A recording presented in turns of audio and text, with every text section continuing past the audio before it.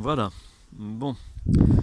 Eh bien, le Stakis a été nettoyé. Vous voyez, il y a quand même pas mal de déchets sur la pelouse.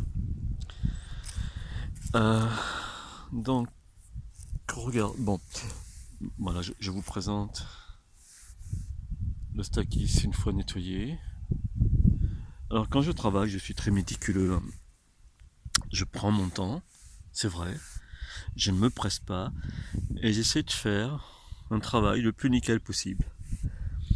Donc là, j'ai enlevé tout ce qui était mort. J'ai enlevé les rosettes qui étaient un peu trop hautes aussi. Tout à l'heure, je vous montrerai justement celles que j'ai coupées. Je vais en faire des boutures. Et puis, regardez bien, sur le sol, vous ne voyez pas la terre, car encore une fois, j'utilise les feuillages et même le bois mort pour faire du mulching. Alors j'entends de là les gens dire mais il est fou cet homme, il va remettre des parasites, il va remettre des champignons et des choses comme ça, mais en fait c'est pas du tout mon point. Je ne crois pas du tout. En cela, regardez par exemple dans une forêt, regardez les arbres comment ils se portent, il y a plein de bois morts, il y a plein de feuilles mortes, il y a des animaux qui meurent, et ainsi de suite. Au contraire, c'est tout un équilibre. Sur les arbres d'ailleurs, dans le bois mort des arbres, il y a plein de micro-organismes auxiliaires qui vivent dans le bois mort, et c'est la même chose évidemment dans les feuilles mortes et tout cela. Donc je suis convaincu que en taillant comme ça une plante, donc en faisant du petit broyage, j'ai quand même carrément fait, je ne sais pas si vous allez le voir, il y a carrément des tiges que j'ai rendues, que j'ai coupées en tout petits morceaux, que j'ai donc redéposé sur le sol pour que ça se décompose. Alors mon outil préféré, eh bien c'est une épinette, hein, donc c'est une sorte de petit sécateur, très pratique, très facile en main, très agréable pour tailler justement les fleurs et les tiges assez minces, on est très précis, on fait très belles plaies. Et j'utilise aussi un petit sécateur quand des fois c'est un petit peu trop gros. Voilà. Et l'autre outil de jardin que j'utilise évidemment c'est le couteau de jardin qui me permet d'aller déraciner par exemple des pissenlits ou des indésirables. Pardon.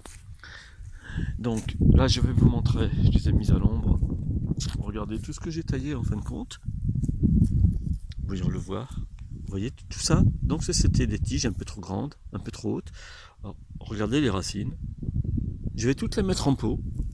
Il y en a un bon petit paquet quand même, je sais pas, une bonne trentaine, hein, je pense. Je vais toutes les mettre en pot, les donner ou les replacer dans d'autres endroits dans le jardin.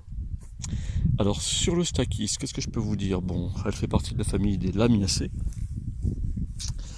Les lamiacées, c'est comme les sauges, le thym, le romarin, ce sont des lamiacées, hein, c'est une grande famille. C'est une plante très robuste, au feuillage argenté. Là, donc, dans cette variété qui s'appelle Big Earth, j'en ai parlé tout à l'heure, donc elle fait vraiment de grandes feuilles.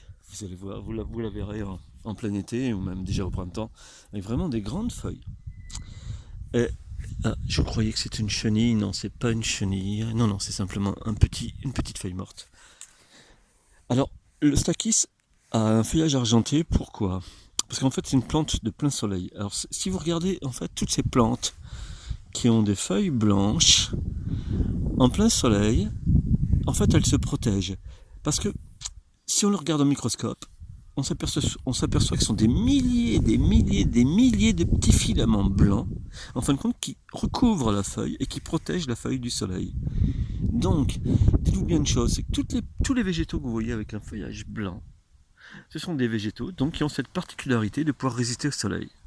Donc, les pierres, le Stakis, donc son nom latin, c'est une plante que vous allez pouvoir mettre en plein soleil. Mais elle peut très bien supporter aussi l'ombre de l'après-midi, il n'y a pas de souci. Hein. Donc, pour répéter, cette variété-là, celle-ci, donc le Stakis Big Earth, ne fleurit pas beaucoup comparativement à l'autre. Parce qu'il a vraiment de grosses feuilles. Et donc, ces grosses feuilles lui demandent beaucoup d'énergie, ce qui l'empêche donc de faire beaucoup de floraison comme l'autre Stakis. Qui lui, ça s'appelle donc tout simplement Stakis byzantina. Alors tout à l'heure je me souvenais plus de leur ancien nom. Leur ancien nom c'était Stakis.